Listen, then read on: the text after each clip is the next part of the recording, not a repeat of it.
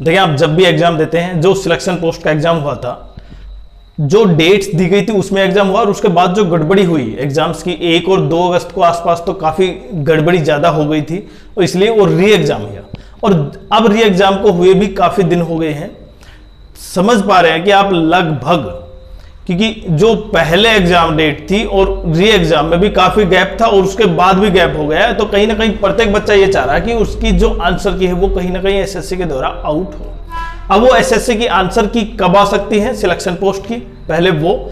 दूसरा, क्योंकि एसएससी अब एक अलग ही मूड में दिखाई दे रही है, और देख लिया होगा आपने जो कल नोटिस जारी किया है ना, जो समझ सकते हैं आप कितने, मतलब एक तो कट ऑफ वो हम बताएंगे ही, लेकिन उससे पहले एक सबसे बड़ा पॉइंट कि जो नोटिस जारी किया था उसमें जो सबसे इंपॉर्टेंट ये है कि जो एग्जाम का संबंधित कोई भी पॉइंट पर अगर डिस्क्लोज करेगा तो उस पर फाइन और उसकी सजा भी दे रखी। मतलब ये बहुत ज्यादा अब एसएससी स्ट्रिक्ट हो गई, और वो एक्ट के बेसिस पे है। हालांकि एक्ट की डेफिनेशन क्या है वो एक अलग चीज है, बट आज हम यहाँ पे बताने जा रहे हैं कि आपकी आंसर की कब तक आ सकती है। देखिए, जब एग्जाम हुआ ना, इसका सिलेक्शन पोस्ट की ये डेट्स थी, मतलब 24 जुलाई, 25, 28, 29, 1 अगस्त और 2 अगस्त।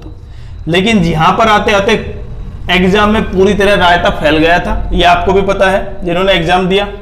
और उसके बाद कुछ एग्जाम कैंसिल हो गए। लगभग 59,000 के आसपास कैंडिडेट थे जिन्होंने री एग्जाम दिया, और री एग्जाम में जो पहले एग्जाम हुआ उसमें जो न्यू टॉपिक्स थे वो नहीं आए। मतलब जो न्यू ट्रेंड था, नए टॉपिक्स थे वो नहीं थे, पुराना ही चला गया। और अब कहीं ना कहीं प्रत्येक बच्चा ये वेट कर रहा है कि कब तक एसएससी आंसर की डालेगी। और सबसे इंपॉर्टेंट पॉइंट ये, अब जब आंसर की देखें, सिलेक्शन पोस्ट के आंसर की और स्टेनो की दोनों में डिफरेंस देखें। स्टेनो की आंसर की आई, उसमें बहुत सी गड़बड़ी थी, उसके बाद दोबारा से उसको डाला गया। तो कहीं ना कहीं एसएससी अब ये तो चाहेगी कि वो चीज गलती ना करे, क्योंकि अब एक अलग मूड में है, सुधार के मूड में। और सबसे इंपॉर्टेंट, क्योंकि प्रत्येक बच्चा ये चाहता है कि उसका मार्क्स कितने हैं वो पता चल जाए, कि कम से कम एक पोस्ट उसको मिल जाए। देखिए, ये 10th लेवल, 12th और ग्रेजुएशन लेवल तीनों के लिए था। तो कट ऑफ मार्क्स प्रत्येक पोस्ट के लिए डिफरेंट होगी। ऐसा नहीं है कि कुछ पोस्ट के लिए हाई भी होगी, कुछ की पोस्ट की कम भी होगी, क्योंकि यहाँ पे स्पेशल क्वालिफिकेशन चाहिए थी। अब किसी पोस्ट की देखिए, यहाँ पे अगर मैं कहूं एक नॉर्मली 130 है किसी पोस्ट के लिए, तो दूसरी पोस्ट के लिए हो सकता है वो 142 हो। तो ये अलग अलग टॉपिक्स, अलग अलग कट ऑफ हो सकती है। तो ये किस पर डिपेंड करता है, एक तो भाई वैकेंसी कितनी है, दूसरा डिपेंड करता है उसकी नॉर्मलाइजेशन। देखिए, नॉर्मलाइजेशन तो होगा, क्योंकि क्वेश्चन मार्क्स एसएससी किस बेसिस पे देती है वो तो सबसे बड़ा पॉइंट। अब मैं अगर सीधी बात करूं कि लगभग कितने दिन तक ये इसकी आंसर की आ सकती है, तो आप ये समझ सकते हैं कि जो स्टेनो की आंसर की थी वो 10 से 12 दिन के अंदर, मतलब जब एग्जाम हुआ इतना दिन नहीं लगते हैं, वैसे 3 से 4 दिन मिनिमम होते हैं मैक्सिमम, जिसमें आंसर की आ जाती है किसी भी एग्जाम की, इससे पहले एसएससी ने। लेकिन जब से ये नया ट्रेंड चला है ना कि एसएससी की आंसर की छोड़ो, आंसर पेपर ही सही ढंग से नहीं हो रहा था, तो उसमें आंसर की लेने के आने के लिए कोई फायदा नहीं था। पर जनरली 10 से 12 दिन।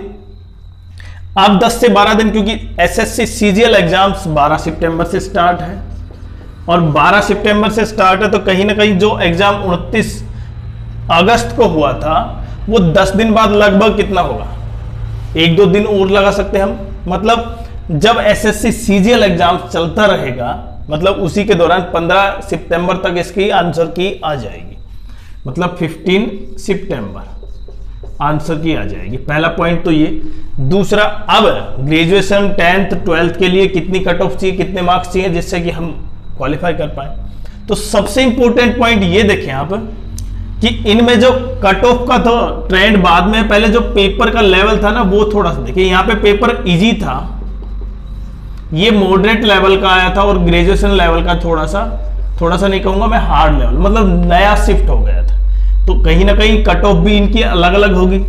अब कट ऑफ की बात करूं, जब मैं 10th में, अगर यूआर, ओबीसी, ईडब्ल्यूएस, ये लगभग तीनों कैटेगरी एक साथ ही रहती हैं, मतलब 1 से 2 मार्क्स ऊपर नीचे।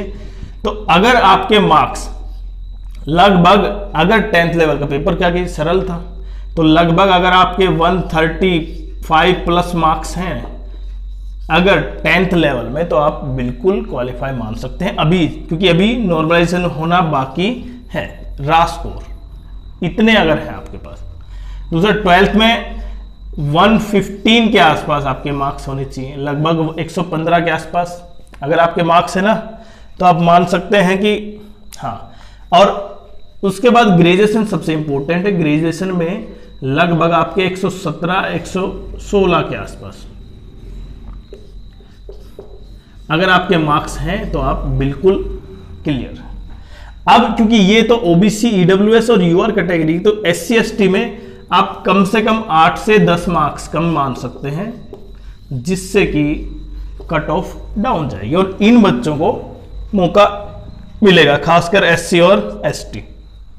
लेकिन अब फाइनल आंसर की मैंने बताया ना, लगभग 15 सितंबर से पहले, मतलब जो आरआरबी एनटीपीसी ग्रेजुएट लेवल का एग्जाम है उसका रिजल्ट भी लगभग 15 के आसपास है, और कहीं ना कहीं आंसर की इसकी भी 15 के आसपास है। लेकिन प्रत्येक बच्चा जो सीजीएल की तैयारी कर रहा है वो अपनी सीजीएल की तैयारी में बेस्ट दे, क्योंकि एग्जाम आपको पता है कि 12 से शुरू, और एग्जाम से पहले एसएससी भी कहीं ना कहीं कड़क हो गई है। लेकिन एसएससी की परीक्षा तो तब है जब वो पहला एग्जाम जो 12 सितंबर को फर्स्ट शिफ्ट का एग्जाम होगा ना, वहीं से पता चल जाएगा एसएससी क्या इस पेपर को करवाने के काबिल है या नहीं। क्योंकि जितना चेंज आया है ना 2025 में, 2024-23 में तो चल रहा था, सही था, लेकिन 2025 में जो चेंज आया ना उसे देखते हुए तो शायद सबके मन में यही शंका है कि शायद पेपर एसएससी करवा पाएगी या नहीं करवा पाएगी। तो आपकी क्या राय, आप जरूर कमेंट्स करें।